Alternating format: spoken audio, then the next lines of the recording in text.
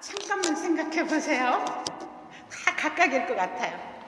저는 코로나에 걸릴까봐 한 달 전에 초청을 해주셨는데 그 한 달 동안 정말 조심했습니다. 만나고 싶은 사람도 많았고 가고 싶은 곳도 많았는데 코로나 걸릴까봐 얼마나 신경을 쓰고, 어제는 갑자기 누구를 잠깐 만났는데 그 사람이 감기가 들었다는 거예요. 그러니까 저녁에 막 목이 아픈 것 같아요. 이건 완전히 신경성이에요.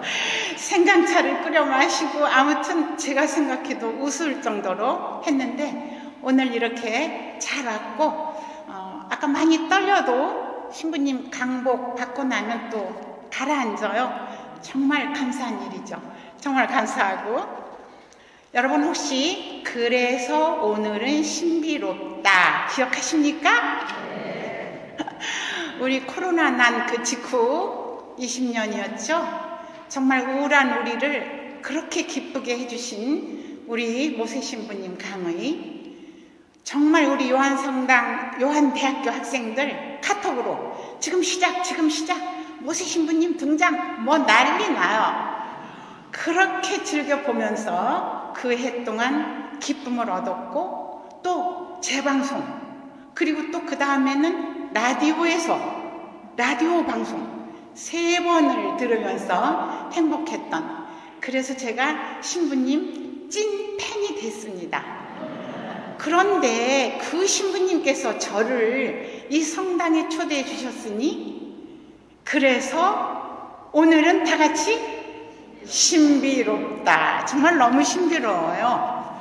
신부님께서 저에게 80년 사시면서 83세인데요. 그냥 나의 신앙, 나의 문학 연관지어서 편안하게 해주시라. 그래서 오늘은 상당히 좀 강의안을 짜는데 편안하게, 그래서 속으로 라떼는 말이야 이걸 그렇게 싫어한대요. 근데 오늘은 어쩔 수 없이 라떼는 말입니다 할 수밖에 없습니다. 여러분 그냥 노인 이야기 그냥 한번 또 새겨 들어봐 주세요. 네, 저는 1940년 전남 광양시 진월면, 정말 깡촌이에요. 지금은 광양제철소 때문에 이름이 났지만 완전 깡촌입니다. 거기에서 태어났는데 5남매 중 막내로 태어났어요. 근데 이제 할아버지는 한학자이셨고 아버지는 일본 유학을 마치고 진월 면장을 하고 계셨어요. 그런데 이제 45년 해방이 되자 중앙청 공무원으로 아버지가 발탁이 되셔서 5살 때 서울로 이사를 왔습니다. 이사를 와서 그런 대로 이제 즐겁게 어린 시절을 보내면서 아버지 정근지를 따라서 광주, 전주 이사를 많이 다녔어요. 전주에 살 때 12살 큰언니가 초등학교 교사였어요. 저는 막내고 12살 차이. 그런데 언니가 자꾸만 동화책을 사다가 읽혀요. 그래서 그때부터 문학을 좋아한 것 같아요. 근데 초등학교 3학년 때 국어 시간에 편지 쓰기를 했어요. 근데 저는 고향에 계시는 할아버지께 썼어요. 그랬더니 장님께서 나오라고, 앞으로 나오라고 읽으래요. 학생들 앞에 읽으라고 그러시면서 너는 커서 문학가가 되면 좋겠구나 이러셨어요. 이게 초등학교 3학년 때 일입니다. 그 한마디가 제 머리에 박혔어요. 그러면서 더욱 책을 좋아하게 되는데 딱 5학년 때 6.25가 터집니다. 그야말로 그런 난리가 없죠. 그런데 아버지는 외아들인 오빠를 데리고 어디론가 피난을 가고 저희는 남아있는데 금세 공산군들이 들어와서 저희 집을 몰수를 합니다.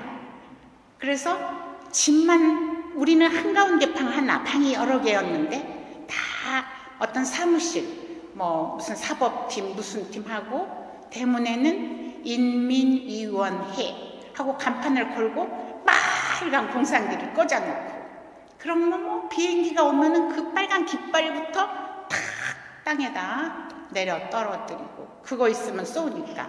이런 식으로 무시무시한 전쟁을 겪어요. 이불을 뒤집어 쓰고 B-29 폭격 소리 때문에 막 그 소리가 너무너무 무서워서, 그리고 숨고 하지만 안 되죠. 그러니까 어떻게 하다 보니까 부엌 옆에 뭐 김치 항아리도 두고 하는 지하실이 있었어요. 그래서 그 지하실로 숨어들어서 언니 오빠 책상에 있는 책을 꺼내다 읽기 시작했어요. 근데 그게 재미가 없죠. 너무 어른 소설이니까. 그러면 제끼고 하다가 펄벅의 대지를 손에 들었어요. 그거는 일으키는 거예요. 그때 제가 몇 학년이라고요? 5학년. 그런데 일으켜요. 끝까지 다 읽었어요. 그러니까 제가 문학서적으로 맨 처음 읽은 건 펄벅의 대지입니다. 그래서 또 재미를 붙이는 거예요. 이렇게 하면서 이제 책을 읽고, 그리고 이제 우리는 그 공산군들에게 당한 거, 이건 이제 말할 수가 없죠. 집으로 완전히 살림살이까지 뺏고 장롱에다가 딱지를 딱 붙여요. 문 못 열게. 도장 탁탁 찍고. 그래서 아무것도 우리가 가질 수가 없어요. 쌀, 보리 전부 그들 차지죠. 뭐 우리는 이제 그때부터는 완전히 배를 고른 거죠.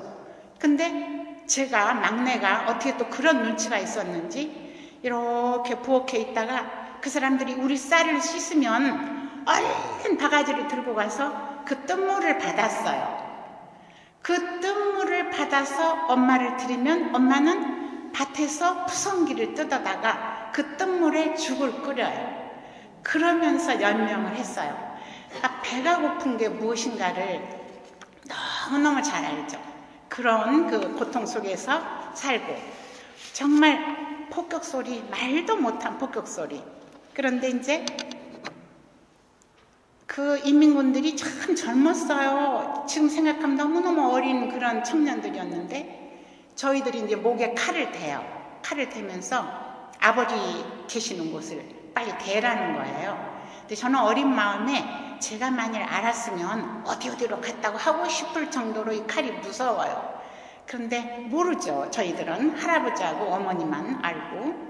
그러니까 그냥 아무리 해도 소용이 없으니까 또 이 사람 졸랐다, 언니들 졸랐다, 저를 졸랐다, 이렇게 하는데, 어찌됐건 아버지는 피난 가신 그곳에서 유격대들에게 7월 25일 날 학살을 당하셨어요. 그러니까 딱 6.25 터지고 한 달 만이죠. 근데 그거를 이제 저희는 모르고 저희들한테는 말도 안 하시고, 할아버지께서 꿈자리가 사납다고 그 피난 가신 50열이라고 해요. 그 7월 25일 무렵 그 더위에, 그 폭격 소리에 정말 70 넘은 노인이 개나리 봇짐 하나를 치고 걸어서 그곳에 가신 거예요. 가서 보니까 손자만 남아있어요. 어떻게 된 거냐, 이만 해서 그랬다. 그런데 이제 어디서 학살을 당했는지를 모르죠. 그런데 어떤 아주머니가 할아버지 계시는데 딱 들어오더니, 저기 어디서 걸어오는데 저 산빛 아래 시체가 피 묻은 옷 그대로 있다고. 그러니까 틀림없다. 그러면서 이제 손자를 데리고 할아버지가 가신 거예요. 가서 그야말로 피눈물을 흘리면서 아들을 동네에서 삽과 갱이를 얻어다가 그냥 그 자리에 묻어놓고 오신 거예요. 그래도 저희들은 말을 안 하니까 모르고 그냥 또 뭐 비행기 피해가며 책 읽어가며 놀고 이런 생활을 했죠. 그렇게 해서 나중에 이제 그야말로 전쟁 끝난 다음에 전주시청에서 광양으로 이장을 해 주셨습니다만, 그 산빛 아래 그 누워있는 붉은 피 묻은 옷 그대로의 아버지를 생각하면 정말 기가 막히죠. 저는 요즘 우크라이나 전쟁을 보면서 자꾸만 그때 생각이 나요. 여러분 아시죠? 평화방송 미사 드리고 있으면 항상 떠요. 060-706-9004 3만원, 4004 만원, 1004 5천원. 차마 5천원은 못하죠. 그러니까 걸핏하면 만원, 어떨 때는 3만원 또 넣고 뭐 울진 불났다 또 넣고, 봉암성당 짓는다 또 하고. 이제 이게 저희들 나이 든 사람이 할 수 있는 일이죠. 너무 감사하니까. 그래서 이제 그렇게 정말 이 전쟁을 바라보면서 슬퍼하고 있는데, 어찌됐건 지옥 생활이 3개월 만에 끝이 나고 9.28 수복이 옵니다. 그런데 오빠가 공안위원으로 뽑혀요. 그게 뭐냐면 정부에서 공산군 색출을 해요. 그동안에 그 3개월 동안에 부역하고 날뛴 사람들을 잡아서 색출을 해야 된다. 근데 공안위원을 뽑아서 그 사람들이 모여서 누가 그랬다 하는 거예요. 그래서 거기를 오빠가 나갔는데 어머니께서 딱 불러앉히고 하시는 말씀이, 우리 동네 누구누구가 우리를 많이 괴롭혔다. 하지만 너 행여나 가서 뭐라고 한마디라도 하면 안 된다. 보복이라는 건 끝이 없다. 용서가 제일 필요하다. 우리 외할머님이 개신교 신자였다고 해요. 그러니까 어머님이 아마 거기서 배우신 것 같아요. 절대로 입도 뻥긋하지 말고 그냥 앉았다만 와라. 저희는 어렸을 때 엄마가 대단하다 이러면서 그 용서, 이게 뭐 너무 바뀌었어요. 그래서 저는 지금까지 특별히 미운 사람이 없어요. 이건 그때의 교훈과 하느님께서 저에게 주신 영성이라고 생각해요. 무슨 정말 미운 일을 누가 하면 한 이틀 좀 미워하면서, 그래 그 사람도 또 그럴 만한 사정이 있었겠지, 역지 사지, 자꾸만 그렇게 외우면 이해가 되고 안 미워지더라고요. 그래서 저는 참 그거를 하느님께 감사하고 있어요. 이렇게 이제 오빠가 나갔었고, 그 다음에 이제 엄마는 그러면 아버지가 안 계시니까 어떻게 사느냐 해서 연구한 것이 방이 여러 개니까 하숙생을 치르기로 했어요. 그래서 이제 전주에서, 시골에서 전주고등학교 오는 그런 학생들 하숙을 하는데, 어머니가 껄핏하면 한숨을 푹 쉬면서, 사람을 데리고 가려면 살림이나 좀 남겨주든지, 살림을 그렇게 다시러 가려면 사람이나 좀 두고 가든지, 이게 아주 입버릇이에요. 어머니가 얼마나 그게 살림살이만 좀 팔아도 쌀을 살 수가 있으니까. 그래서 그런 그 아픔 이러고 있는데 어머니 병환이 점점 깊어지는 거예요. 이게 이제 화병이라고도 하고 하는데, 지금 이제 과학적으로 생각하면 심장병, 심장 콩팥 그런 거였던 것 같아요. 얼굴이 이렇게 부어요. 그러면 정말 우리 어머니가 아닌 것 같아요. 이만큼 부어요.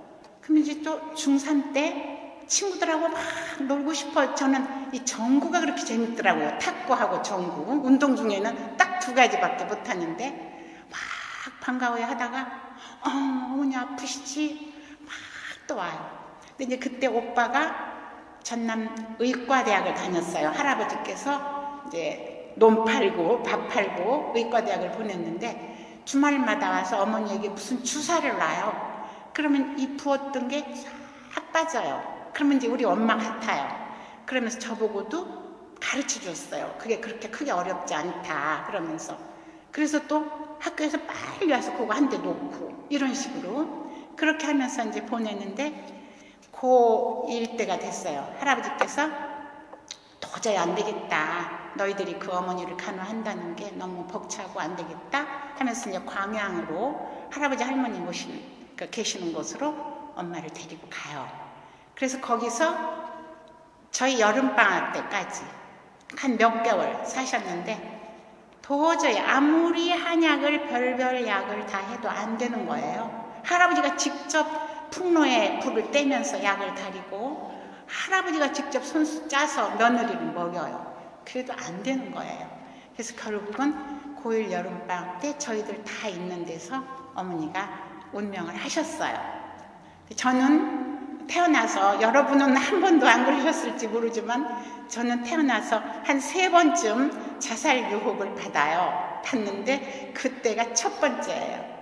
16살 때. 근데 어머니 돌아가시고 부엌에 이렇게 보니까 칼이 있는 거예요. 몇 번을 집었다가 근데 용기가 없어서 못하겠더라고요. 그래서 그 유혹을 물리치느라고 그냥 시골이니까 들판으로 나가서 하고 뛰었던 그런 기억이 지금도 정말 생생합니다. 그러고 있는데 이제 초상 치르고 나서 할아버지께서 언니들은 그만 학교 다녀라. 고등학교 졸업했고 중학교 졸업했고 했으면 됐다. 다 두고 저는 이제 막내였고 이제 어렸을 때부터 사랑을 많이 받았어요. 그래서 이제 저만 오빠 있는 데 가서 공부를 해라 해서 전주여고에서 광주여고로 전학을 갔어요. 가서 이제 의과대학 오빠 뒷바라지를 하는데 맨날 수업이 끝날 무렵이면 오늘 저녁에 무슨 반찬해서 오빠 주지? 이게 걱정이에요. 그러니까 또 일요일이면 또 김치, 또 김치를 담그고 이러면서 이제 생활을 했어요. 그런데 너무 외로워요. 허허로워요. 정말 그게 영혼의 허허로움인 거예요. 친구 따라서 개신교도 가보고 원불교도 가보고 막 가요. 아닌 거예요. 뭔가 모자라요. 우리 요즘 말로 2%가 부족해요. 다 좋았어요. 정말 원불교도 좋았고 그래서 결국은 못 끝내고 그냥 공부 열심히 이러다가 그래도 공부 열심히 해서 고2 때 우남 이승만 대통령 장학금을 받아요. 그래서 3학년까지 그 장학금이 오니까 그런데도 할아버지에게 덜 죄송하고 그래서 맞췄는데 이제 그러면 이제 대학교로 가죠. 대학교를 가는데 공부를 열심히 해서 A 학점을 유지해야 되는 이제 그런 장학금을 생활비는 안 주고 이제 제가 어떡하나 안 가야지 하고 있는데 우리 담임 선생님이 막 야단을 치는 거예요.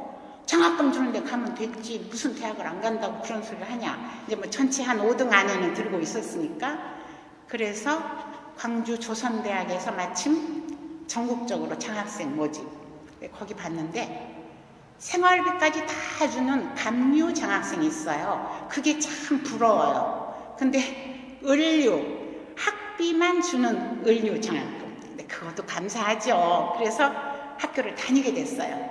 그래서 저는 지금도 그 담임쌤 은혜를 잊을 수가 없습니다. 다니는데 오빠는 군대 가고 저는 가정교사. 선생님이 가정교사를 구해줘요. 그러면 어떤 집은 세 집, 세 아이, 어떤 집은 뭐 네 아이, 그때는 여기다 큰 책상을 놓고 2학년짜리, 5학년짜리, 중학교짜리 하고 이런 거 가지고 이렇게 해요. 그러면 11시까지. 근데 저는 A학점 놓치면 장학금 못 받으니까 1시까지 또 재공부를 해요. 그러니 얼마나 이게 고된 일인지 몰라요. 그러면서 다 하고 낮에는 학교에서 시간만 나면 도서관에 가요. 그래서 책을 읽어요. 그렇게 독서를 열심히 했죠. 근데 이제 그때 그야말로 황순원 선생님 작품에 완전히 퐁당 빠졌어요. 그래서 선생님 작품이라면 다 찾아서 읽고 그리고 이제 세계 문학 전집을 읽는데 너무 좋고 좋은 소설이 너무 많죠. 많은데 특히 그레암 그린이라는 영국 작가가 캐토릭 소설을 써요. 그게 사건의 핵심, 사랑의 종말 이런 소설이에요. 근데 그 사건의 핵심에 그 캐토릭 신자로서의 그 고뇌 막 너무 가슴에 닿는 거예요. 그래서 속으로 개신교, 원불교 다 저를 못 채워줬는데 내가 언젠가 가톨릭 신자가 되리라 해서 대학교 때 그 꿈을 품었어요. 이제 품고 졸업 후에 국어 준교사 자격증을 받았어요. 사범대학이 아니면 준교사예요. 정교사가 아니고 받고 주임 교수님이 저를 먼저 생각하셔서 그때 중앙여고라고 광주에 요즘 같으면 광주고속 그 사장님의 학교예요. 그때는 중앙고속 했는데 거기다 중앙여고에다 넣었어요. 그랬더니 너무나 재미있는 말이 돌아왔어요. 우리는 중앙에 이화여자대학 나온 사람만 여교사로 씁니다. 여기 이화여고 나온 사람들 제가 축하드려요. 많으시죠? 그래서 보기 좋게 낙방을 당했어요. 만나보지도 않고 제가 얼마나 제1 처음의 사회에 대한 환멸 느꼈죠. 그리고 있는데 마침 박 대통령 시절이었어요. 대학 졸업생을 공보요원으로 뽑는다는 거예요. 군정을 피하라고, 도정을 피하라고, 정치를 PR. 그때 이제 PR이라는 말이 처음 나왔어요. Public Relation, 공공관계. 그렇지만 홍보, 선전 이렇게 말하는 게 더 쉬울 것 같아요.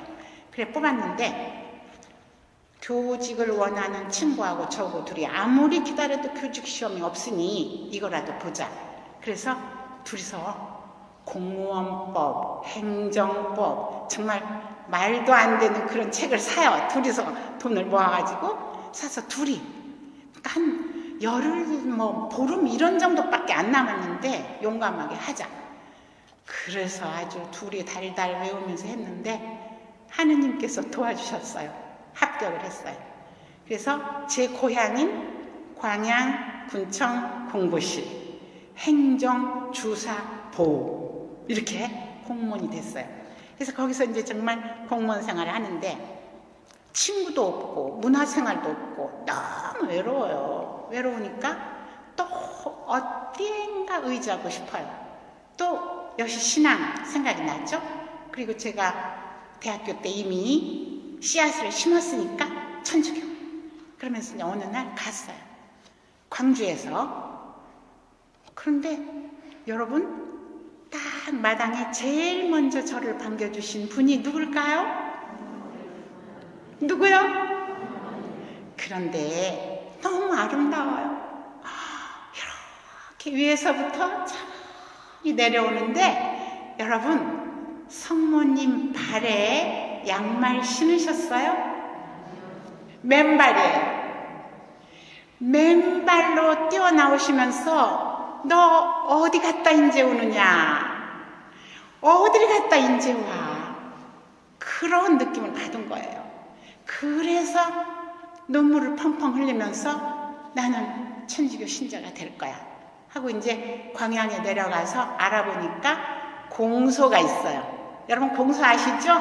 예. 그래서 이제 이렇게 해서 이렇게 하고 싶다 그랬더니 등록을 시키고 이제 그러면 교리를 받아라. 그래서 이제 교리를 6개월간 받기 시작하는데 일요일이면은 순천 본당, 저전동 본당에서 신부님이 오시는데 그때는 우리 때는 다 외국 신부님이세요. 콜롬반 수도의 아일랜드 출신 이름도 다이아몬드. 얼마나 좋습니까? 다이아몬드 신부님이 제 영세 신부님이세요. 너무 사랑해 주셨어요. 그리고 이제 멕시코에서 오신 알바 신부님이라고 보좌로 또 가끔 오셨는데 이제 공소에 오면 한 50명 30명에서 50명. 근데 다이아몬드 신부님은 우리말을 잘 하시는데 알바 신부님은 서툴어요. 그래가지고 제가 이제 대학교 갓 졸업했으니까 절 보고 통역을 하라고. 그럼 그때는 갓 졸업생이라 충분히 통역이 됐어요. 통역을 해드리고 저는 신부님 국어 가르쳐드리고. 그러니까 너무너무 외롭던 그 시골 생활이 신앙으로 인해서 너무너무 풍요로운 거예요. 기쁜 신앙생활을 할 수 있죠. 그래서 이제 계속해서 신앙생활을 하고 그 다음에 이제 한편으로는 밤마다 책을 읽는데 그때 이제 현대문화 매월 나와요. 월간지가 우리나라 그 최고의 문예지죠. 근데 거기에 황순원 선생님께서 추천인 그러니까 새로운 소설가를 등단시키는 그러면 이제 새로운 소설가 나온 소설도 보고 황순원 스님 소설 연재하는 것도 보고 너무 볼거리가 많으니까 매월 월급 받으면 얼른 가서 그 책 사는 거예요. 그래서 이제 이렇게 보고 있는데 사람이 읽는 것만으로도 충분히 즐거웠는데 욕심이 생기는 거예요. 아우 나도 쓰고 싶어 이렇게. 그리고 이제 새로운 사람이 등장을 하니까 이제 소설을 추천하는 분이 김동리 선생님, 황순원 선생님, 또 최정희 선생님, 안수기 선생님 여러분이 계시는데 저는 대학교 때부터 김동리, 황순원 선생님 것만 좋아했기 때문에 제일 좋아했기 때문에 황순원 선생님께만 추천이 받고 싶은 거예요. 그래서 이제 밤마다 공무원 생활하니까 피곤하죠. 근데도 막 그냥 또 습작을 해요. 그래가지고 어느 날 63년 가을에 소설 비슷한 것을 하나 만들어가지고 이 세상에 태어나서 가장 큰 용기 황순원 선생님께 편지 썼어요. 어쩌고 저쩌고 저쩌고. 그런데 저도 소설 한 편 써봤습니다. 만일 이것이 소설이 좀 될 것 같으면 제가 선생님께 공부를 하고 아이고 아니다 하시면 여기서 접겠습니다. 한 번만 봐주세요. 그때는 이제 우체국에 가서 붙이면 서울까지 한 열흘도 걸려요. 그럼 이제 가는데 열흘, 오는데 열흘. 그럼 한 달 이내에 답장을 주시면 나는 소설을 쓴다. 그런데 한 달이 조금 못 돼서 답장이 온 거예요. 답장? 요만한 엽서. 그런데도 저에게는 그 엽서가 우주만큼 커 보였어요. 그래서 소설 잘 읽었다. 한 두세 편만 더 보내라. 이제 거기다 제 소설 뭐 조금 이야기 쓰시고 즐겁게 읽었다. 두세 편. 제가 온 세상을 얻은 것 같더라고요. 그래서 이제 그날부터 또 쓰고 하면 선생님이 답장 주시고. 선생님이 참 답장 쓰시는데 인색하시대요. 경희대 제자들이 아주 소문났대요. 근데 이 시골의 아가씨에게는 정말 애정을 가지고 답장을 주셨어요. 그래서 우편 제자가 된 거죠. 그렇게 해서 한편에서는 소설 공부를 하고, 그 다음에 그 무렵에 우리 공소 회장님이 광양중학교 교장 선생님이었어요. 근데 참 저를 예뻐했어요. 통역도 하고 막 열심히 하니까. 그때는 이제 안녕 이렇게 불렀어요. 그때는 안녕. 광주 전남도청에서 교사 모집 공고 났다고. 어머나, 제가 성당 안 다녔으면 그걸 누가 저에게 가르쳐 줬겠습니까? 어머나 해가지고 그때 이제 뭐 한 20일인가 여유 있는데, 내가 지금 남도 여행하고 있는데 안양 사는 곳에 좀 잠깐 들러도 될까? 광양에. 얼마나 영광이에요. 그래서 이제 50리 밖에 할아버지 계시는데 할아버지에게 막 또 사람 시켜서, 그땐 전화가 없으니까 이렇게 그랬더니 좋다고. 그래서 또 사랑채에 군부를 떼고 난리 버거지를 치고. 그러니까 황 선생님 아들 황동규 시인이 있어요. 서정범 경희대 교수, 그리고 또 경희대 어떤 제자 하나, 넷이서 광양을 오신 거예요. 그랬더니 군수님께서 그때는 찝차였어요. 찝차를 내주시면서 광양 한 바퀴 구경시켜드리고 집에 갔다가 이제 오라.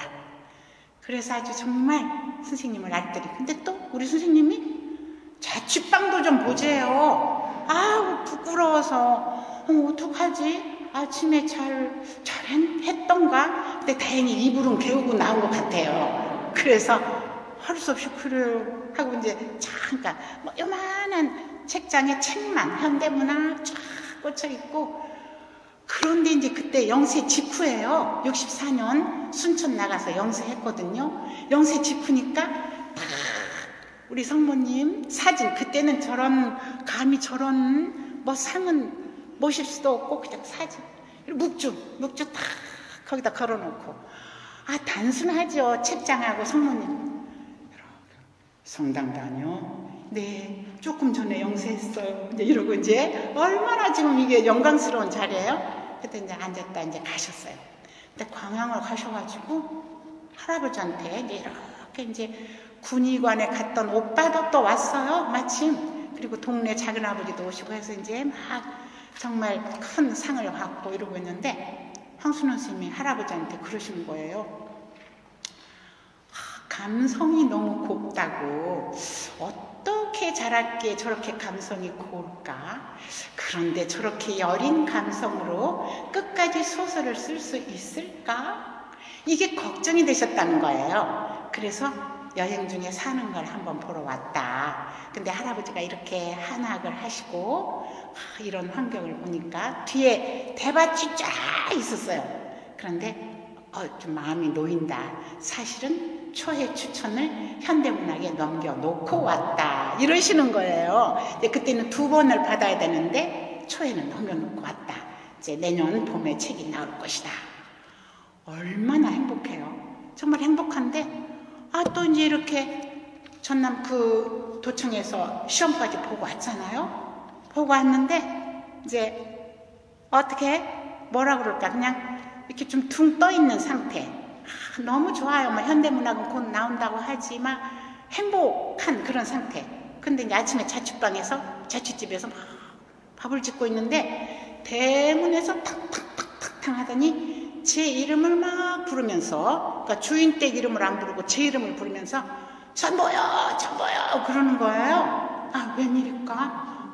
이제 우리 전보 오면 누구 돌아가셨다는 거 생각나잖아요. 갔더니 딱 보니까 전남여고 발령. 여러분 박수 한번 쳐주세요.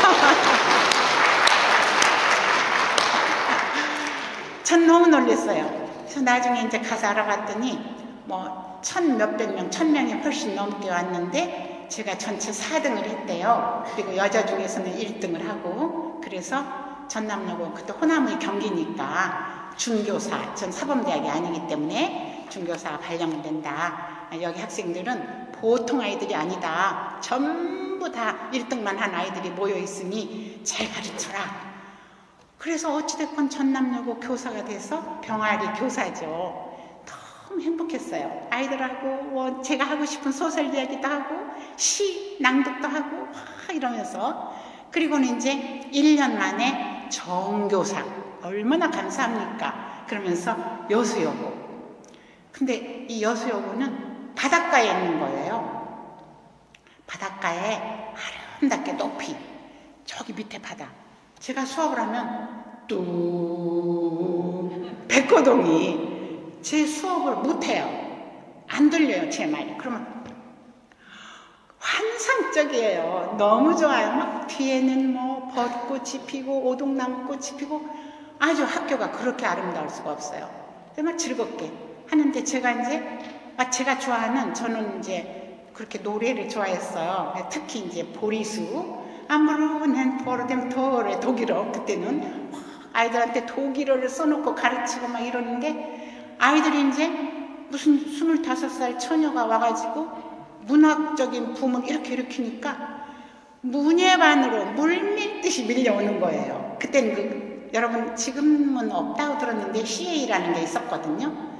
근데 막 이반 저반해서 나도 문예반으로 간다고. 그러니까 의자가 모자라니까 저 문 앞에다가 의자를 갖다 놓고 듣고, 이 정도예요. 그러니까 교감 선생님, 음악 선생님이었는데 막 칭찬을 해주세요. 그게 바로 여고 교사로서 학생들한테 좋은 영향을 주는 거라고 음악 선생님이라 그러셨을 거예요.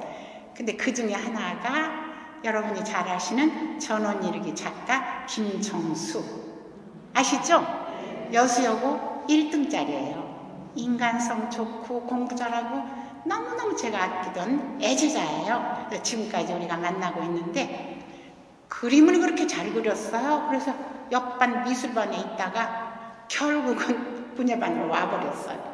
그래서 지금도 선생님 때문에 문예반 와가지고 이 고생을 한다고 이제 즐거운 비명이죠. 이거 쓸 때마다 너무 고생스러우니까. 그래서 이제 제가 경희대 황순원 선생님 계시는 백일장에도 보내고, 그럼 또 1등 해오고, 결국은 경희대 국문과 가라 해서 경희대 국문과 나와서 이렇게 문화 드라마 작가가 된 제자예요. 그렇게 이제 정말 즐겁게, 아주 즐겁게 하고, 어찌됐건 저는 교직에서 너무 행복했어요. 너무 행복해서 지금도 그 64년에서 65년 요 전후 생각하면 꿈을 3개를 한꺼번에 이룬 거죠. 영세했죠? 그 다음에 교사가 꿈이었는데 교사했죠? 그 다음에 하나 꿈이 작가. 이제 65년에 전남역으로 오자마자 현대문학이 딱 나왔는데 제 작품 싣고 나온 거예요. 3가지 꿈을 64년 말에서 65년 초까지 다 이뤘어요. 그래서 저는 영세한 뒤에 선물을 크게 주신다 하는 얘기 들었습니까? 안 들었어요? 저는 그것을 제가 직접 체험한 사람, 폭탄 선물이 터진 것 같아요. 네, 여기까지 저희 정말 어떤 결혼 전 행복했던 이야기를 정말 여러분에게 들려드렸습니다. 들려드리고 여러분이 조금 그래도 활기를 좀 띠어야 되니까, 여러분 혹시 401번 찬송가 아시나요? 제가 읽어드릴게요. 주를 찬미하여라. 베토벤 9 합창곡 중에 천사들아 찬미하라. 주를 찬미하여라. 해와 달아 모든 별아 주를 찬미하여라. 전능하신 말씀으로 천지 창조하신 주, 만민들아 찬미하라. 주를 찬미하여라. 하실 수 있겠죠? 그거 하나만 하시죠. 네. 천사들아 시작.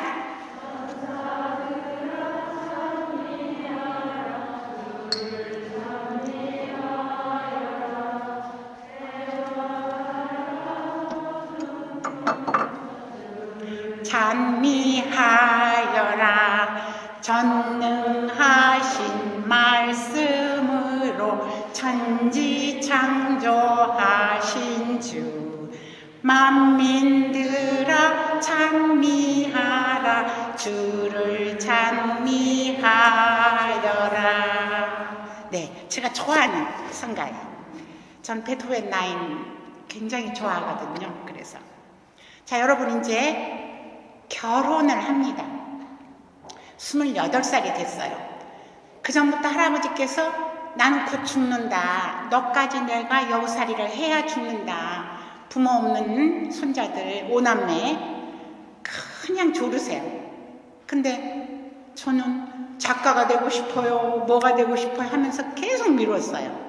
근데 이제 그러면 다 됐으니 이제는 해라.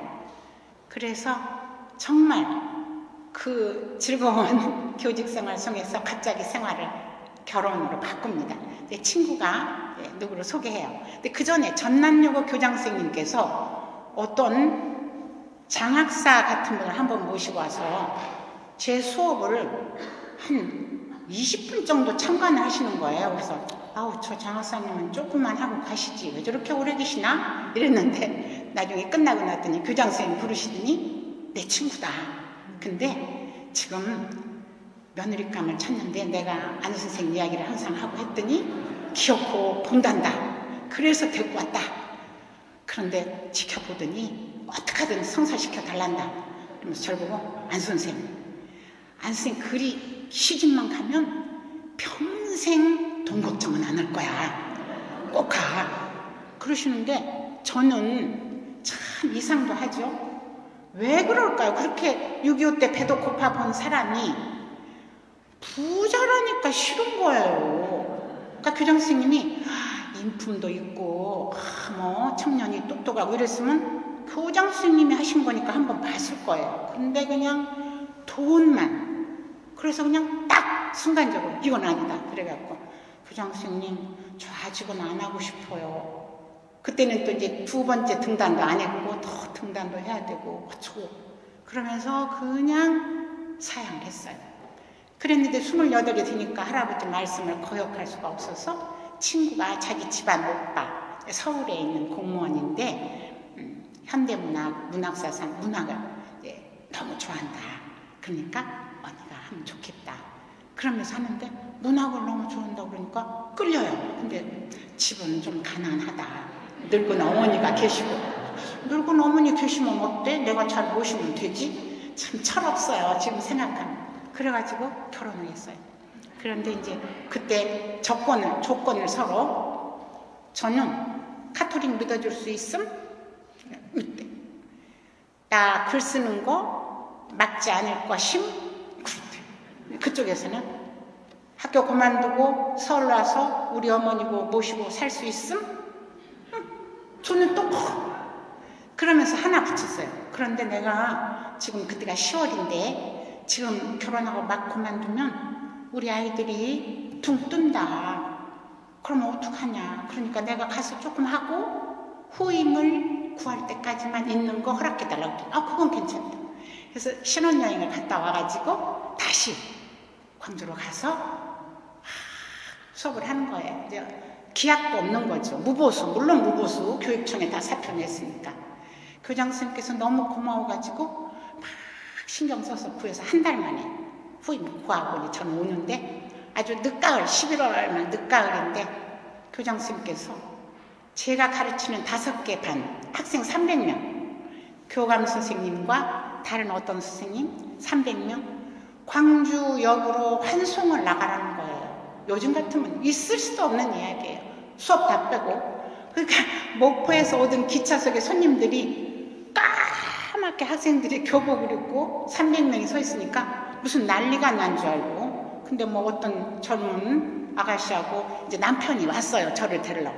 와서 이제 뭐 둘이 왔다 갔다 하고. 아이들은 저를 붙들고 울고 우리 남편을 보고 붙들고 아저씨 우리 선생님 데리고 가서 고생시키면 안 돼요. 그러면 우리가 가서 뺏어올 거예요. 걸어 따라 이러고는 기차를 타고 왔어요. 여러분, 고생 바가지. 70 노모님 모시고 부잣집 문간판 2개짜리 하나 얻어갖고 겨울이면 잉크가 얼어요. 말도 못해요. 걸레 오는 건 보통이고. 그러니까 판잣집인가 봐요. 그러고 하는데 또 일찌감치 임신을 해버렸어요. 껄핏하면 어지럽고 성당에 가서 쓰러진 게 한두 번이 아니에요. 임신성 빈혈. 네, 상도동 지금도 생각나네. 상도동 성당. 그렇게 고생을 하는데 한 달쯤 있었더니 정읍이 남편 고향인데 시골에 계시던 90세 할머니를 거기 계시던 숙부님이 모시고 있는 거예요. 왜냐? 나는 장손이 결혼했으니까 어머니 모실 이유가 없다. 여러분, 그게 옛날이에요. 이해하시겠습니까? 70, 90. 정말 이거는 조금 지나치게 연옥이에요. 아까 6.25는 지옥이고 지금 이 시집살이는 연옥이에요. 어떻게 그렇게 많이 울었을까요? 이 베개가 너무너무 젖어서 이 겉을 빨려고 하면 얼룩이 말도 못해요. 어떻게 이제 그리고 다행히 시할머님은 한 1년 못 돼서 돌아가셨어요. 시어머님 모시고 사는데 그렇게 병약하셔서 아프세요. 그런데 또 연년생 셋을 낳았어요. 아들, 딸. 그래가지고 기저귀 50개. 그때 배 기저귀 여러분 상상도 못하죠. 젊은 어머니들 50개 놓고 비가 오면 맨날 데려요. 둘이는 꼭 차고 있었어요. 그러니 어떡해. 아침이면 대하루 하나예요. 기저귀가. 그 찬물로 빨죠. 따뜻한 물이 어디 있습니까? 그러면서 이제 정말 이거는 연옥이다 이러고 있는데 제일 연옥인 것은 공무원 월급이 20일이면 떨어져요. 살 수가 없어요. 이제 그동안에는 제가 광주에서 벌어온 돈으로 메꿨어요. 이제 없어요. 그것도. 친구한테 가서 빌려요. 우유값. 그런데 내가 복직만 하면은 이게 해결될 거다는 생각이 자꾸 들어요. 그래서 그때부터 신문 광고를 봐요. 막내 3살 기저귀를 막 걷었어요. 그래서 그냥 봤더니 시흥에 있는 동일여고에서 요만해요. 광고가 뭐 3, 4cm. 근데 저에게는 막 대문짝이죠. 이거다 하고 막 광주에 연락해서 뭐 무슨 졸업증명서 뭐 해갖고 내고 1차, 2차, 3차 시험을 거쳤어요. 나중에는 수업까지 해보라고 하더라고요. 그래서 그 어려운 정말 복직을 했어요. 그게 1974년이네요. 34세 그 정도. 근데 이제 새벽 6시부터 나가야 돼요. 시흥이 멀어서 상도동에서. 고등학교니까 또 일찍 가야 되고. 못 살겠어요. 너무 멀어서. 그리고 막내가 잘 때 가야지 어쩌다 깼다 하면 울어요. 저를 붙들고 엄마 가지마 엄마 가지마. 그건 말도 못해요. 그러면 또 안아주고 사랑해주고. 그리고 이제 그때는 16, 17살 언니가 있어요. 그 언니들을 데려놓고 이제 나가는 거예요. 그렇게 하면서 이제 하는데 하느님께서 또 도와주셔요. 중앙대 부석여고 교감의 딸이 저희 학생이에요. 집에 가서 무슨 말을 어떻게 했는지 교감쌤한테 전화가 왔어요. 우리 중대부여고에 국어과 자리 하나 있는데 오실 의향 없습니까? 여러분 좋아요 안 좋아요? 너무 좋아요. 그래서 어머 하느님이 도와주고 성당은 정말 안 빠지고 아무리 바빠도 냉담은 안 해봤어요. 그래서 결국은 이제 그쪽으로 옮기는 거예요. 그리고 이제 남편은 저하고 약속했지만 그렇게 저는 하라는 대로 다 와서 했는데 7년이나 걸렸어요. 영세하는데. 그래도 7년이라도 와서 고맙죠. 그리고 나중에는 저보다 더 열심히 했으니까. 그래서 일단 이제 중앙대학으로 옮기고, 저는 이제 학교에서 중점적으로 했던 게 불우한 가정 아이들 돌보기. 제가 어렸을 때 너무 그랬기 때문에 일단 딱 보고서 편모 가정, 편부 가정, 아예 부모 없는 가정 다 파악하고 언제나 먼저 챙기고, 그 참고서 같은 게 와요. 이제 그러면 언제나 그 아이들 먼저 불러서 주고, 그리고 이제 이름 빨리 외워서 이름 불러주는 거 아주 그냥 그거는 일주일 만에 했어요. 이거 보고 사진 보고 그러면 딱 해서 복도에서도 딱 영희야, 순아, 뭐 그냥 얼마나 좋아하는지 몰라요. 그런 식으로 해서 이제 학생들과 함께, 그리고 이제 좋은 소설 이야기, 시 이야기 뭐 이런 식으로 이제 해주고, 그러면서 이제 또 어찌됐건 선교를 살짝 그러니까 국어에 나오는 어떤 것에 조금 기대어서 살짝 그래서 이제 학생들 그 영세 배녀가 많아요. 이제 그러다 보니까 그런 것 좀 하고 이러고 이제 친정 식구 영세, 그래서 오빠 조카까지 다 해서 저를 고모라고 부르는 조카의 아들이 이번에 광주고위에서 부제님 됐어요. 그것도 저는 너무 기뻐요. 네, 이렇게 씨앗을 뿌리니까 그렇게 되더라고요. 이제 그런 식으로. 그리고 이제 교직 생활 하면서도 청탁 들어오면 또 밤에 글 쓰고 이렇게 해가지고 이제 책을 또 내고 그러는데 1984년에 우리 요한 바오로 2세 교황님이 오셔요. 우리 반포성당에 제가 다닐 때 당연히 이제 막 새벽부터 갔죠. 가서 다 참석하고, 그 다음 날은 서강대학교 강당에서 문화인과의 만남을 해주셨어요. 제가 영광스럽게 소설가로서 서강대 강당에서 교황님을 이렇게 이제 뵌 거예요. 그래서 막 좋아가지고 이렇게 하는데 많은 말씀하셨지만 딱 한마디가 그냥 꽝 하고 바뀌었어요. 뭐라고 하시냐면, 여기 모인 문화인 여러분은 각자의 자리에서 선교를 염두에 두고 문화활동을 하십시오. 그런데 그냥 어머나, 단 한 번도 그 생각을 안 해봤어요.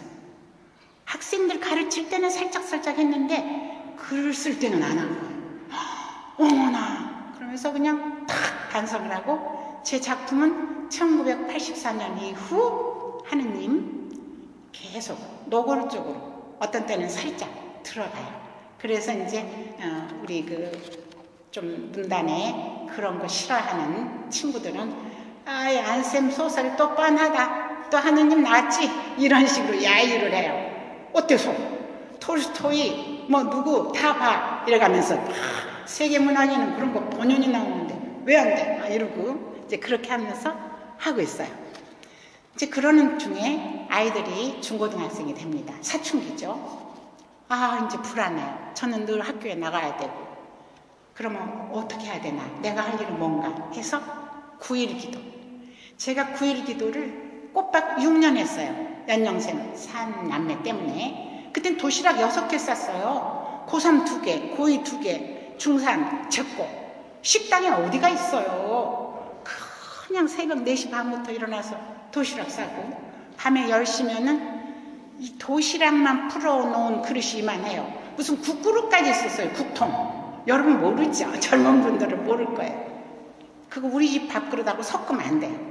그런 속에서도 밤 10시만 되면 촛불을 켜놓고 묵주기도 해요. 근데 여러분, 묵주기도 대강 한 번 하면 몇 분 걸려요?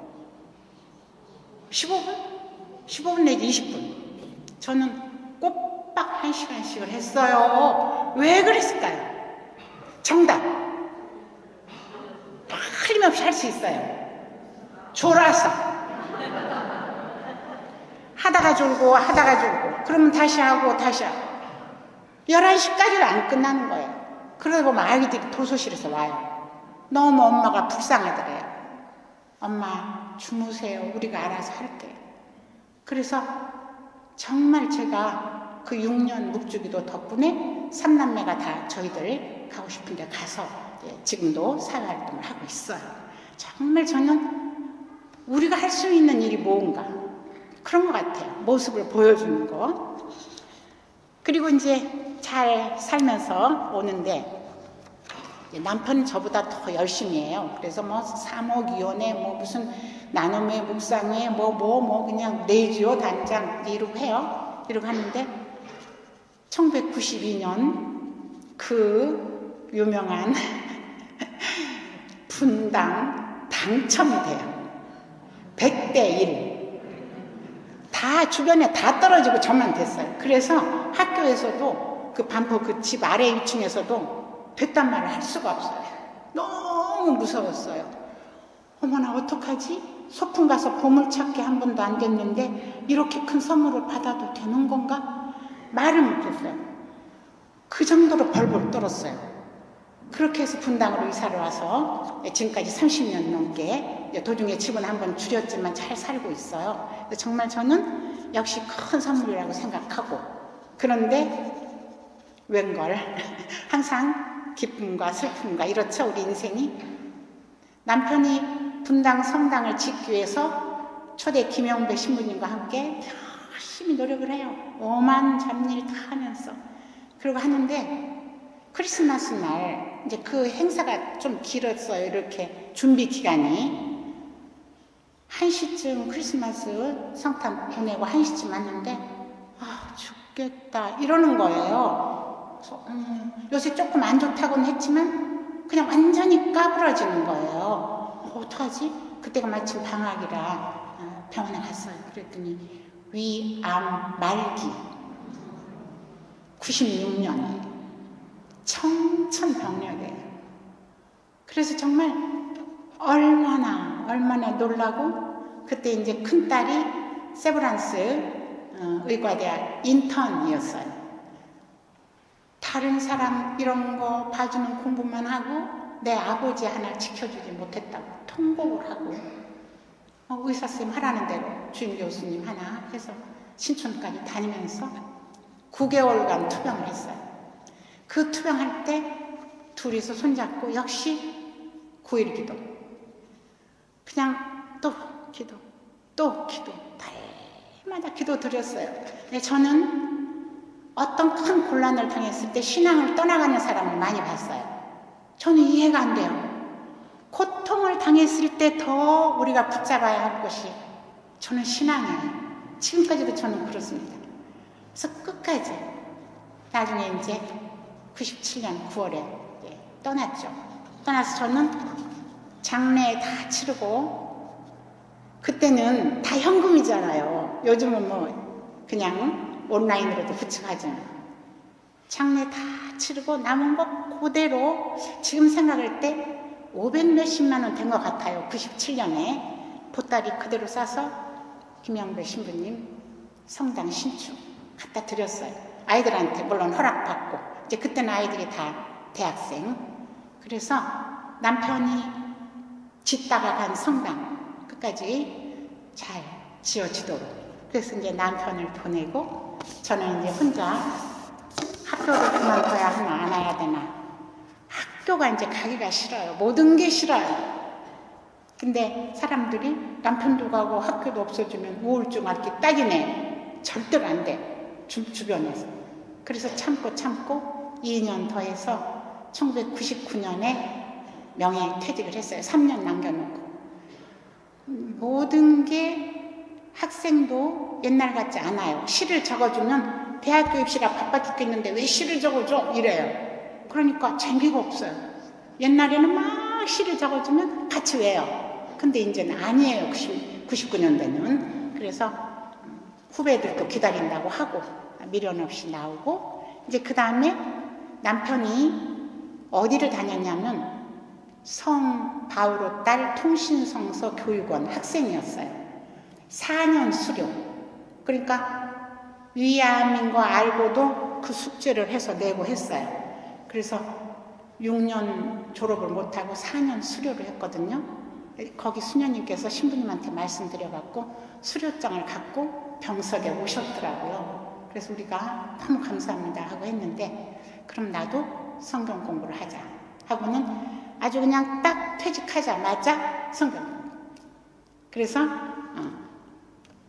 바오로 딸 통신성서 교육원 졸업생이에요. 네, 여러분 여기도 혹시 동창이 있을지 모르겠습니다만 그래서 이제 하고 그 다음에 이제 여성문학회 그때 정연희 선생님이 회장이었는데 교직 퇴직했다 그러니까 당장에 불러서 사무국장 좀 하라고 그래서 또 할 수 없이 사무국장 또 봉사하고 이러고 있는데 그 봉사가 막 끝나자마자 2004년 차동엽 신부님께서 누구를 시켜서 저를 불러요.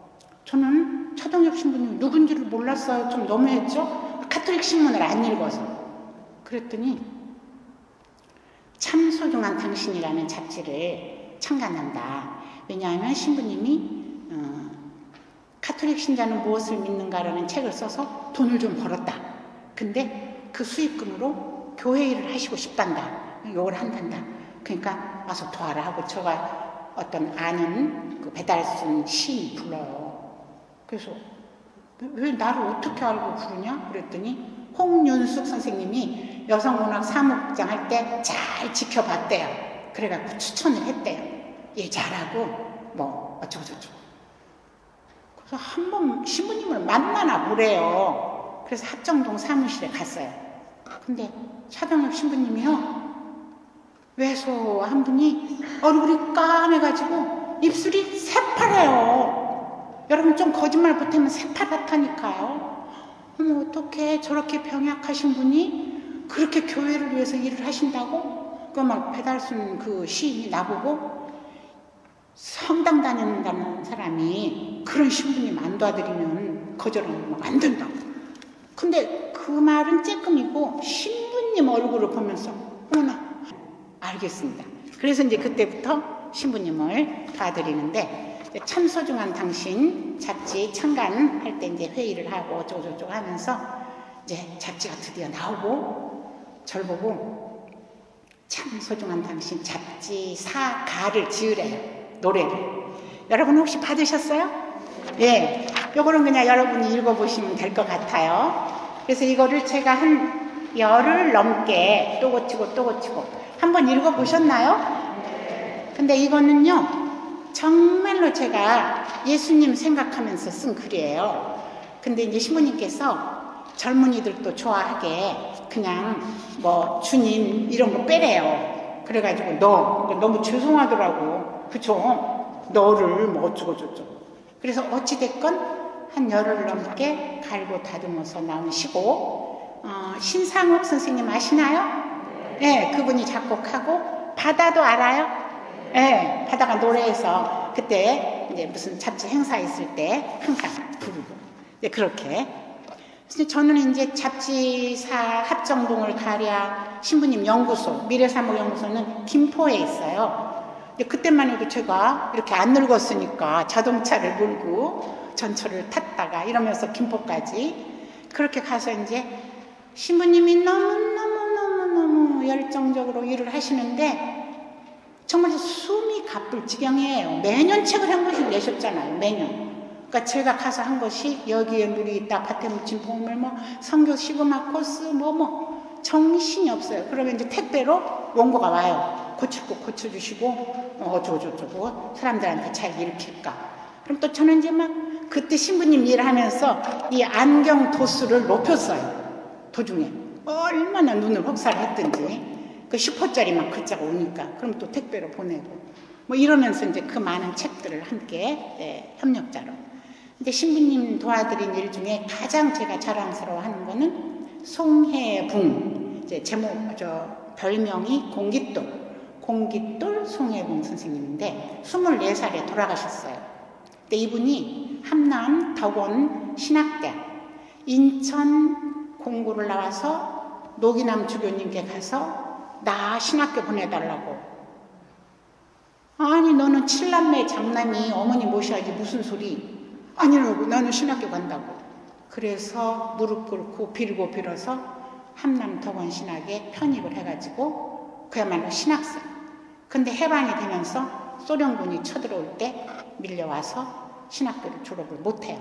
못하고 김포지방에서 야학을 열어가지고 막 18, 20 그때는 다 공부 못했으니까 이게 1948년 이야기예요. 그러니까 야학, 뭐 영어도 가르치고 뭐도 가르치는 사이에 천주교 교리를 가르친 거예요. 그래서 그 학생들이 영세를 하고 신학생이 되고 기가 막혀요. 그래서 오늘날 인천 지방의 교우의 그 어떤 그 신자 수 확장에 최고로 기여한 분인데, 차신부님과 묘한 인연으로 발령을 받아서 가기만 가면 할머니들 와갖고 송혜봉 선생님 아세요? 또 저쪽으로 가면 아세요?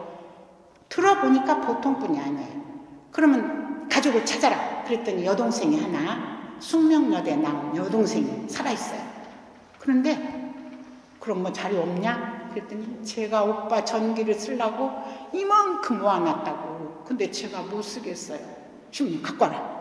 신부님 보니까 기가 막혀요. 뭐 수첩에 궤도에 뭐 말도 맨 강의하라 언제 써요. 그러니까 2005년에 저를 보고 할 수 없습니다. 선생님 제가 이거 다 넘깁니다.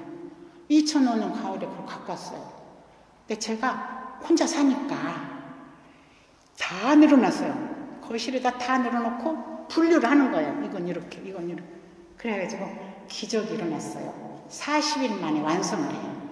그러니까 신부님도 놀래가지고 너무 기뻐하셨어요. 그래서 책이 24 못다 살은 불꽃. 못다 살았잖아요, 불꽃을. 그랬더니 이 책을 이제 막 주니까 갑자기 독일, 미국 막 전화가 오는 거예요. 저희가 그 제자래. 그때 그 약 제자. 우리가 가서 여기 나온 것보다 더 생생한 증언을 할 수 있대요. 아, 그러면 와라 해가지고 어느 날 다 모였어요. 그래서 저보고 녹음기 갖고 빨리 들으래요. 이제 우리 직원하고. 그래서 그 증언집이 영원한 청년. 두 권이 나온 거예요. 그렇게 해서 이제 신부님께 큰 정말 협력을 했는데, 신부님은 저한테 또 얼마나 은혜를 베풀어 주셨냐면, 제가 신사임당 쓴다고 강릉을 왔다 갔다 했더니 참 소중한 당신의 면제를 합시다. 면제를 하면 마음이 편하잖아요. 그래서 매월 50년씩 여유 있게. 그래서 2년 3개월. 그래서 그거 딱 편해주시고, 저 백꽃마을에서 온 송이 하늘을 꿈꾸며 초록빛 축복 5번이나 책을 내주셨어요. 거기서. 그래서 정말 저는 은혜를 또 입었죠. 이렇게 하면서 이제 정말 행복한 신앙생활, 아주 퇴직 후가 제일 행복했던 것 같아요. 제 일생을 통해서 퇴직 후가. 그러면서 이제 또 사임당 강의 여기저기 한 80여 회를 한 것 같아요. 전국적으로. 그러면서 또 돈 5만 원권 나왔잖아요. 그러니까 이제 그 주부 클럽 사임당 거기서는 제 강의 국민 여론에 한몫했다. 너무 고맙다 이러고. 돈 나오고 나니까 막 더 불러가지고 그것도 강의하고 이러고 있는데, 저는 이제 2008년에 통신성서 교육원을 졸업을 했어요. 그게 8년, 6년은 보통 과정이고 2년은 바오로 영성 과정. 그러면 8년이잖아요. 그래서 2008년에 졸업을 했는데, 저는 생각지도 않게 성경교사 자격증을 주시더라고요. 그래서 속으로. 그때 나이가 이제 69? 네. 이거는 어디다 써? 그러면서 주셨으니까 하고 이제 받아놨어요. 그랬더니 그런 게 또 성당으로 다 연결이 된대요. 근데 우리 성당에서 분당 성요한대학교. 그러니까 저희가 이제 한 2001, 2년부터 요한성당이니까 요한대학교 해서 문을 열고, 우리는 한 최고 많을 때 320명. 그러니까 동네에서도 65세 이상 오시려면 오셔라 뭐 이랬거든요. 그 많은 학생, 성경 교사가 없어서 애를 태웠대요. 그런다고 아주 그냥 딱이다. 그러면서 쫙 그냥 낚시법에, 그야말로 즐거운 낚시법에 걸린 거죠. 그래서 알겠습니다 하고 2009년부터 이제 요한대 매주 목요일, 그래서 이제 그때부터 이렇게 독서대에서 꼭 이제 1시간 성경, 구약에서부터 신약까지 이제 쭉 하고 이제 그러고 있는데, 또 2011년에 소나기 마을 촌장을 좀 해라 하고 또 연락이 온 거예요. 양평 황순원 선생님 문학촌 혹시 가보셨나요? 아직 안 가보셨으면 꼭 한번 가보세요. 참 아름다워요. 가깝고 양평.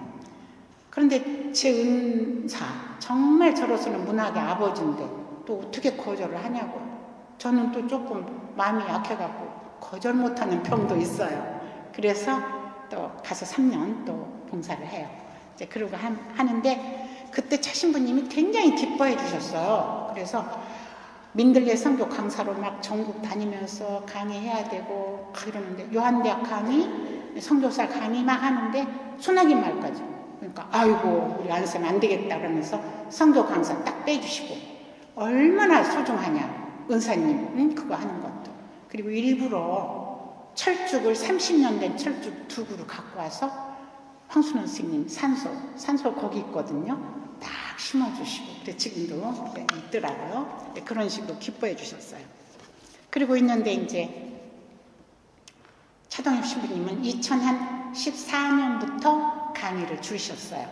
점점 이제 1년에 600회도 하셨어요. 저는 그때 간은 안 좋은데 이제 그때 저는 놀란 게 이제 어떤 의사가 참 소중한 당신 그 하할 무렵에 너무 간이 안 좋다. 그러니까 지극히 일을 줄여라. 건강을 조심해라. 그런데 신부님이 그때 전 놀랐어요. 그래요? 그럼 얼마 못 살 것 같으면 하느님한테 몽땅 올인하고 가는 게 낫겠네요. 이렇게 말씀하셨어요. 그때 저는 놀랐어요. 그렇게 되는구나. 정말 우리로서는 상상. 그래서 강의 마치고 뭐 1시, 2시에 김포 댁에 오고 하는 게 한두 번이 아니었고 어떨 때는 저렇게 하다 쓰러지면 어떡하지? 그래서 어떨 때는 정말 좀 또 쓰러지실 직전까지 가서 어떤 강의는 한번 취소도 한 일도 있어요. 이런 식으로 간당 그러면서 또 이렇게 책을 쓰시고 그렇게 이제 잊혀진 질문 그 이병철 회장님이 질문을 한 게 있는데 그게 이제 쭉 못하고 있다가 차신부님한테 넘어온 거예요. 이걸 좀 한번 해봐요. 그래서 이제 거의 그 마지막 무렵에는 또 잊혀진 질문을 또 쓰셨죠. 다 답한 걸로. 그런데 그때 이제 또 에피소드가 저희 분당에 김인 사장님이라고 삼성전자 사장님 계세요. 근데 사장님이 무지개 원리를 읽고 전화가 왔어요. 우리 사무실에 김포 너무 좋다.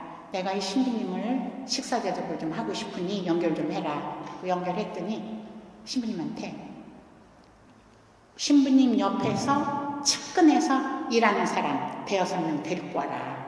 그러니까 이제 그럴 때는 꼭 이제 저 데리고 가죠. 신부님 덕분에 뭐 우리 구자홍 또 LG 회장님 또 한 번 더 초대도 받았어.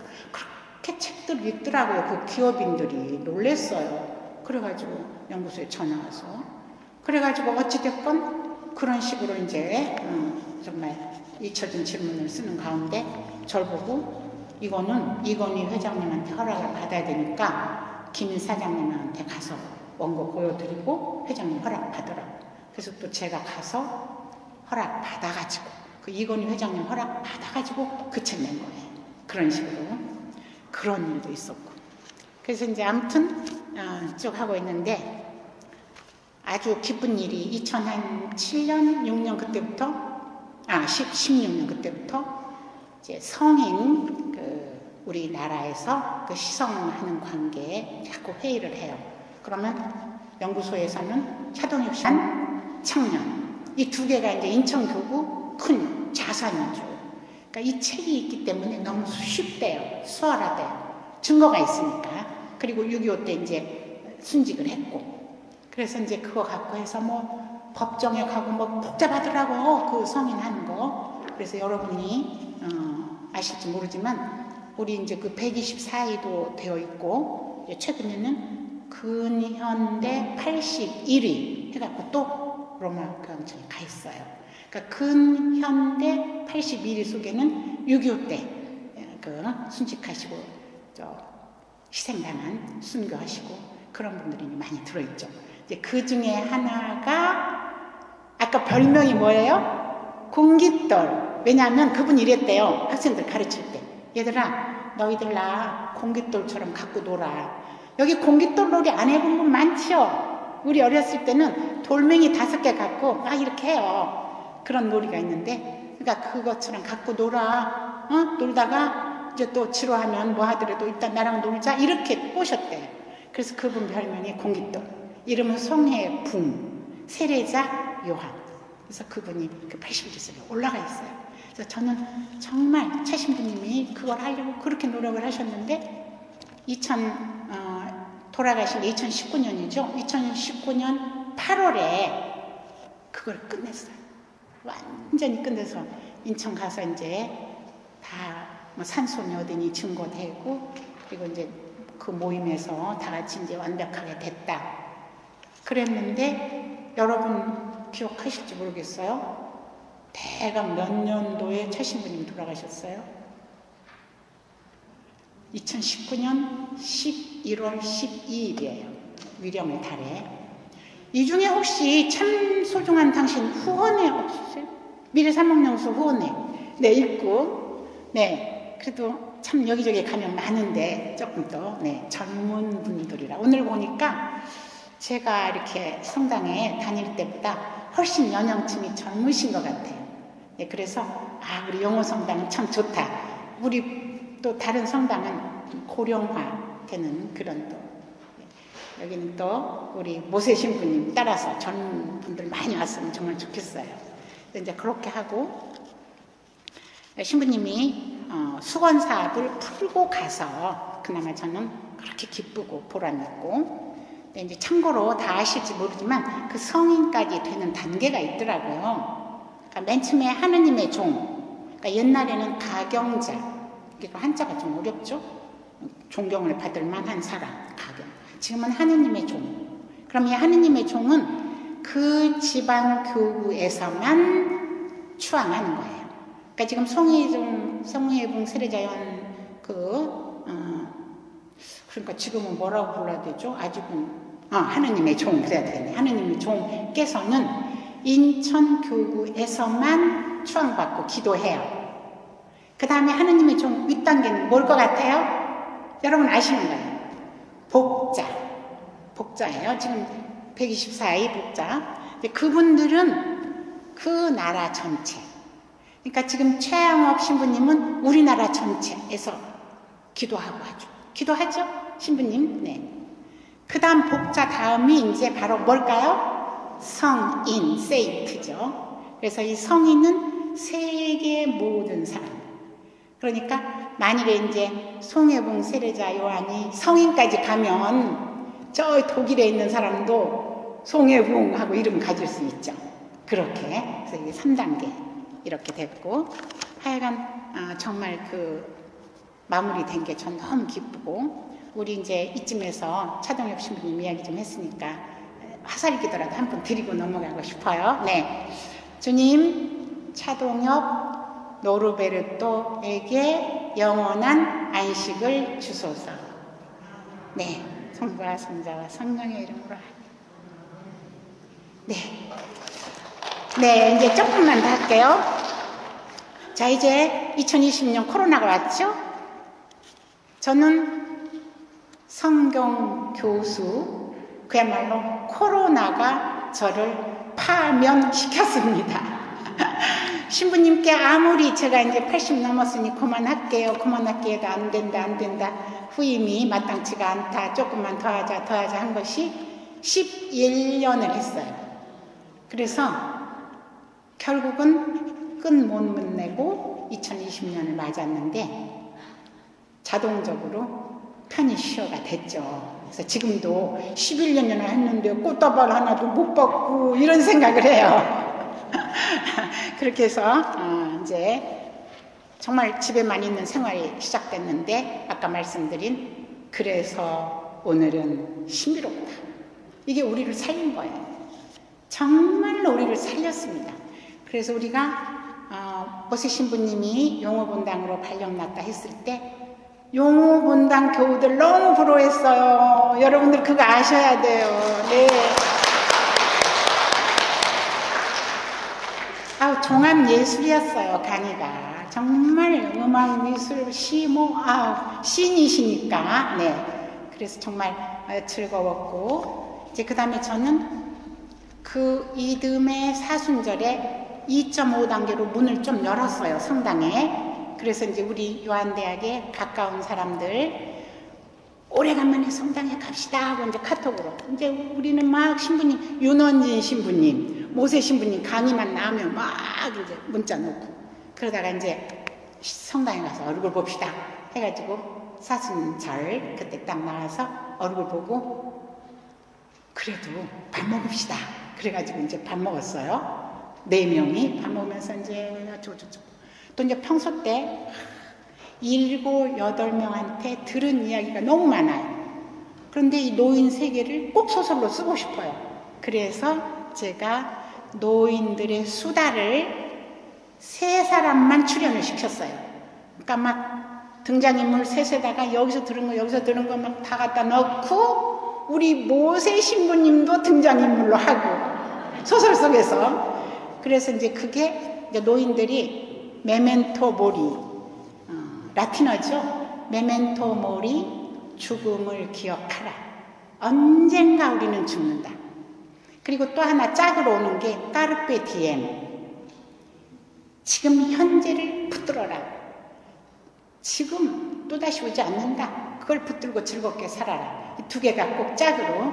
그래서 이제 제목도 메멘토 모리하고 우리 문인들이 나를 흉보건 말건 그냥 교황님이 하신 말씀도 쓰고 성당 미사 장면도 쓰고 이러면서 메멘토 모리라는 소설을 써서 팬 문학이라고 국제 팬클럽 문학지가 있어요. 거기 이제 3, 4월 봄에 발표를 했는데 이제 작년 1년 동안 온갖 문예주에 발표한 것 중에 좋은 작품 골라가지고 이제 금년 1월에 상을 주는데 그게 바로 아까 말씀하신 한국 소설 문학상이에요. 그래서 우리 가톨릭을 이만큼 정말 PR 했어요. 네, 노인들 이야기도 하고 그렇게 했고 네, 너무 좋죠.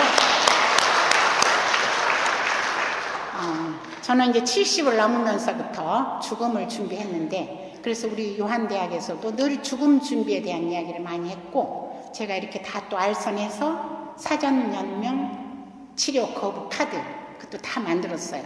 만들고 이제 저 같은 경우는 75세 아이들 조르고 몇 년을 조르고 졸라서 성모병원에 시신 기증 카드 우리가 시신을 카데바라고 하죠. 카데바 기증 카드도 만들었어요. 이제 카드 2개죠. 그리고 이제 우리 다 또 요한대학 학생들한테 영정 사진 다 찍었어요. 그 많은 학생들 그리고 이제 유언장 쓰는 거 그런 것도 그래서 이제 유언장도 쓰고 그러니까 이제 메멘토 모리 준비를 철저히 이제 한 거죠. 근데 저는 항상 이런 생각이 들어요. 코린토 2장 9절 말씀인데 늘 생각해요. 어떠한 눈도 본 적이 없고 어떠한 귀도 들은 적이 없으며 사람의 마음에도 떠오른 적이 없는 것들을 하느님께서는 당신을 사랑하는 이들을 위하여 마련해 두셨다. 어디예요 여기가? 천국이죠. 정말 상상할 수 없는 어떤 세계가 우리를 기다리고 있다. 그리고 메멘토 모리를 이야기할 때는 카르 바르트라는 신학자가 뭐라고 했냐면 메멘토 도미니 이렇게 함께 생각해라. 도미니는 주님이잖아요. 죽음을 기억하라. 이쪽에서 주님을 기억하라. 하느님도. 왜? 우리 죽는 이쪽에서 저쪽으로 넘어가는 그 순간에 하느님이 우리를 기다리신다는 거예요. 좋은 세상을 만들어 놓고. 근데 뭐가 두렵냐는 거죠. 저는 어렸을 때부터 죽음을 너무 많이 봐가지고 항상 저는 어디 그 영안실에 가면 마지막 인사할 때 꼭 가서 시신의 이마를 짚고 기도를 해요. 다른 사람들은 어머나 어떻게 시체를 만지니 하는데 저는 아무렇지도 않아요. 차디차죠. 벽돌처럼 차디차죠. 떠나가는 사람을 위해서 이렇게 하고 기도. 전 죽음이 두렵지 않으니까 이렇게. 그래서 이제 정말 오늘을 이렇게 하루하루 주어지는 게 덤이고 선물이잖아요. 까르페 디엠 정말 기쁘게 살려고 노력하고 돌아보니까 감사할 거리가 너무 많아요. 구비해서 하느님이 다 은인을 보내서 저를 도와준 거예요. 그래서 그런 건 늘 감사하고 그래서 제가 이제 그 성경에서 참 좋아하는 기도가 2개 있어요. 하나는 로마서 8장 28절 여러분도 아실 거예요. 하느님께서 사랑하는 사람들, 그들을 위해서 그분의 계획 안에 있는 그분의 계획 안에 부르심을 받은 이들, 그러니까 우리죠. 이들에게는 모든 것이 작용하여 선을 이룬다. 그러니까 우리가 하나님을 사랑하죠. 그분의 계획 안에서 우리가 불림 받았죠.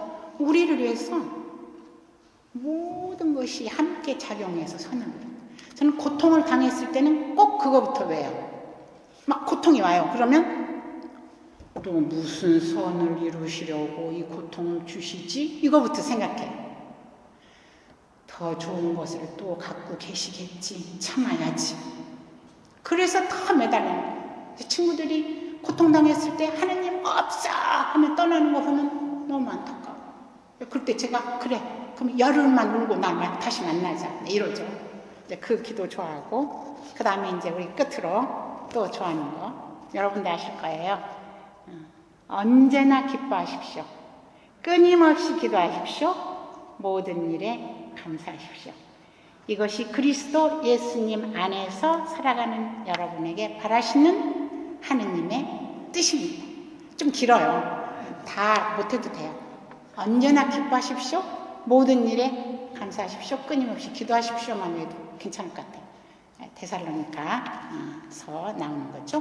5장 16절에서 18절 말씀. 이렇게. 그래서 정말 오늘 이렇게 또 제가 정말 좋아하는 신부님 초청받고, 그래서 오늘은 신비롭게 여러분 앞에서 이렇게 그냥 라떼는 말이야 하고 있습니다. 여러분이 단 한 가지라도 기억해 주시면 좋겠어요. 네, 너무 감사합니다. 네. 영광성할게요. 네. 성부와 성자와 성령의 이름으로 아멘. 영광이 성부와 성자와 성령께. 감사합니다. 네.